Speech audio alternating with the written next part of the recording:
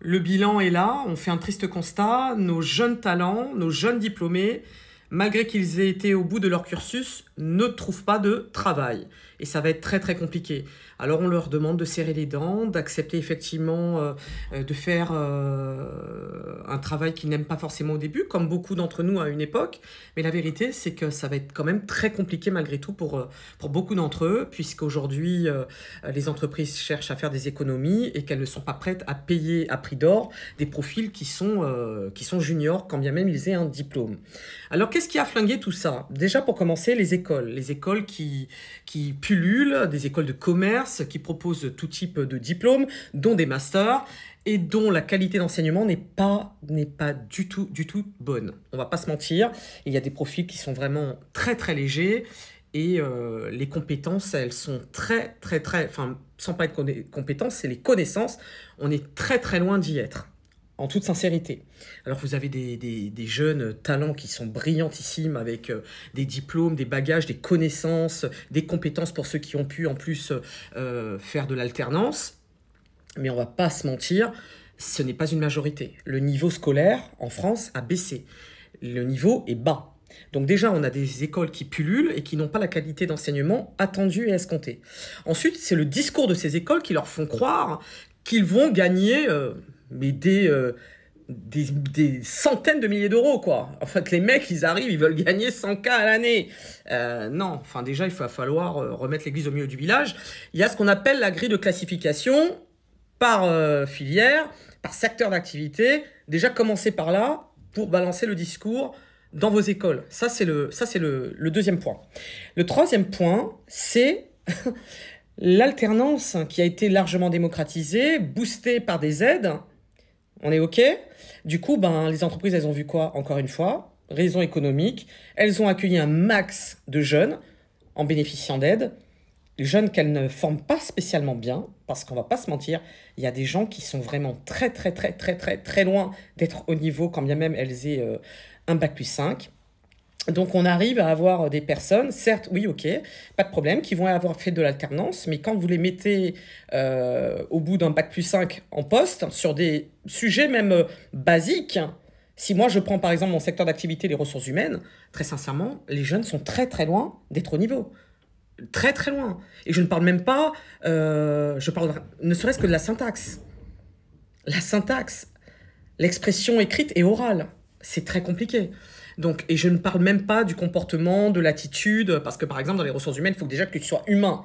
Mais ça, malheureusement, il y en a qui n'ont pas compris et qui sont persuadés que tu es dans les ressources humaines, tu gagnes de l'oseille. Il y en a, on va pas se mentir, sincèrement, c'est clairement une voie de garage ou c'est uniquement par opportunisme qu'ils se mettent dedans, mais ils n'ont aucune vocation à être tournés vers les autres. Bref. Ce qu'il faut se dire, c'est que vous allez continuer à galérer. Je vais être cash avec vous. Vous continuerez de galérer tout simplement. Pourquoi? Parce qu'il y a la théorie et il y a la pratique. Et en pratique, une entreprise, elle a besoin de faire tourner sa boîte, en fait. Elle a besoin de gagner de l'oseille, elle a besoin de faire de la rentabilité, elle a besoin de faire de la productivité. Ces mots ne sont pas trop appréciés en France et on va pas se mentir, il y a beaucoup de salariés qui ne l'apprécient pas non plus, mais c'est une réalité. Si tu gagnes pas d'oseille, tu paieras rien. Même pas vos salaires, même pas les charges, même pas les impôts. Donc ça ne plaira à personne, en fait. Vous voyez? Donc une entreprise, pour qu'elle soit viable, il faut qu'elle fasse de la rentabilité, il faut qu'elle soit productive. Quand bien même ça dérange les gens. Donc, pour commencer, je pense que je ferai un gros nettoyage au sein des écoles. Il y en a qui sont pas au niveau. Il faudrait déjà évaluer les professeurs qui enseignent, parce que parfois malheureusement il y a des consultants, mais qui sont tocards dans leur sphère professionnelle. Ils le sont autant en transmettant leurs vieilles pratiques de merde et leurs discours de merde à des jeunes qui sont en phase d'apprentissage. Donc ça, là-dessus, je vous le dis, il va falloir changer la donne et arrêter effectivement de donner de l'oseille à des entreprises qui ne forment pas ces jeunes correctement. Voilà. Parce qu'on arrive à récupérer des jeunes sur un marché du travail qui est déjà sinistré, qui est déjà engorgé. Et si en plus, ils n'ont pas les compétences requises, ça va être encore plus compliqué. Donc, on va avoir des jeunes qui vont être vraiment frustrés, qui vont être en souffrance parce qu'ils vont galérer, ils vont pas comprendre. J'ai obtenu mon diplôme. Oui, mais comment? On est OK. Enfin, je veux dire, voilà. Donc, vraiment, il y a un gros ménage à faire là-dessus, donc sur l'alternance.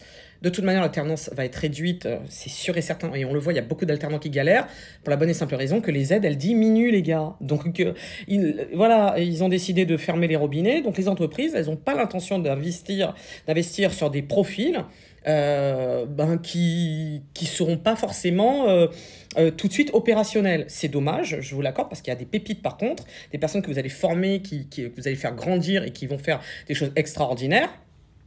Et qui vont être, voilà, enfin, moi j'ai eu des alternants et je suis très très fier de les avoir eus et de les avoir eus à mes côtés et qu'elles aient pu contribuer d'ailleurs à faire grandir mon entreprise parce qu'elles ont vraiment bossé et fait en sorte que, mais attention, tous les alternants ne sont pas de qualité, il faut quand même se dire les choses, hein. Donc les écoles déjà les encadrer, les suivre.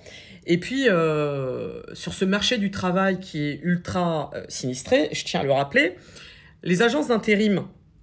Alors c'est super, hein, une agence d'intérim à une époque, c'était pour répondre à un besoin ponctuel. On était sur quelque chose d'assez quand même encadré. Il y a quelques années, si je dis, ouais, il y a 15-20 ans, l'intérim faisait vraiment de l'intérim.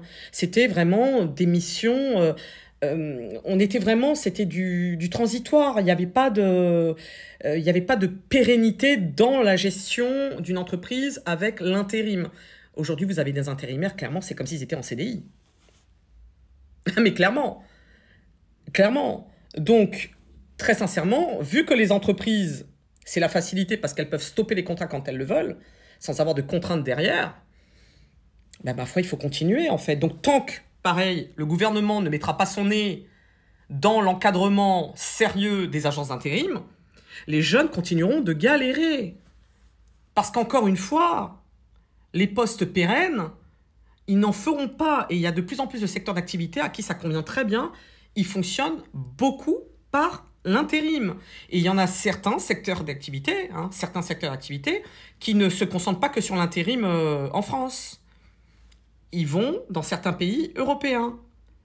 Donc du coup, je vous le dis, aujourd'hui, il y a un gros travail de fond à faire, mais c'est au niveau des institutions. C'est les écoles, c'est les agences d'intérim, c'est aussi les employeurs, les engagements qu'ils doivent prendre, et aussi, on va pas se mentir, que les choses qu'on remette l'église au milieu du village, en fait. C'est-à-dire que il faut revenir à la base. C'est-à-dire qu'il y a des grilles de salaire qui sont prévues dans les conventions collectives. Les salaires sont négociables lors de l'embauche, mais il est urgent désormais d'arrêter de dire on tente d'embaucher au rabais les gens, testez-les, voyez ce qu'ils ont dans le ventre, et surtout qu'ils fassent leurs preuves, mais ne les laissez pas mourir sur des salaires très bas parce qu'ils viennent juste de commencer. Il y a des jeunes qui sont brillants, qui ont déjà un niveau très bon, embauchez-les à leur niveau de salaire tel qu'il devrait être en fait. Mais aujourd'hui, je vous le dis, 2026, je vous l'ai déjà annoncé. Vous savez, je crois qu'il y a 2 ans, je vous ai fait une vidéo, on m'a dit « Ouais, arrête d'abuser, arrête d'exagérer ». Ce qui est en train d'arriver, je vous l'avais dit, il suffit de remonter sur mes vidéos, je crois que c'était en 2023, je vous l'avais annoncé. Il y a pas mal de gens qui se sont foutus de ma gueule. Moi, je vous l'ai dit, moi je suis dans les ressources humaines, je suis consultante RH, j'interviens dans beaucoup d'entreprises, dans beaucoup de secteurs d'activité, je vois exactement ce qui est en train de se passer. Je vous ferai une autre vidéo, parce que j'ai eu un échange assez intéressant vendredi dernier. Mais je vous assure que 2026 va être terrible. Et je vous le dis, il y a une relance de prévue, mais 2e semestre 2027. D'ici là, il va falloir tenir et serrer les dents, les gars.